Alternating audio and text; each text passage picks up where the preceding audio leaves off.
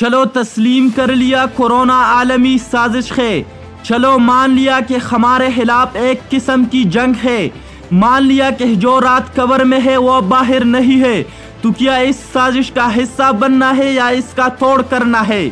کیا اس جنگ میں خود کو جونگنا ہے یا اس کا مقابلہ کرنا ہے؟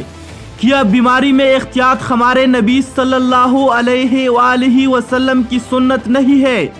خداراً آپ بھی صرف احتیاط کیجئے۔ مجھے یہ بحث نہیں کرنی ہے کہ کرونا کیا ہے، یہ بھی صحیح یا نہیں، ویکسین کیا ہے وغیرہ وغیرہ، لیکن احتیاط کرنے میں کیا حرج ہے؟ اپنی روزی روٹی اور کام جاری رکھے، لیکن کچھ وقت کے لیے احتیاط کر لے۔ ماسک پہنے، گھر سے باہر غیر ضروری مت نکلے، ہاتھ بار بار دھوئے، ہجوم سے پرہیز کرے اور SOPs فالو کرے۔ یہ بھارت کی موجودہ صورتحال کی تصویریں آپ لوگوں نے دیکھی، جہاں کورونا بے قابو ہو کر تباہی مچا رہا ہے۔ یہاں مردے جلانے کے لیے لکڑیاں ختم ہو چکی ہے۔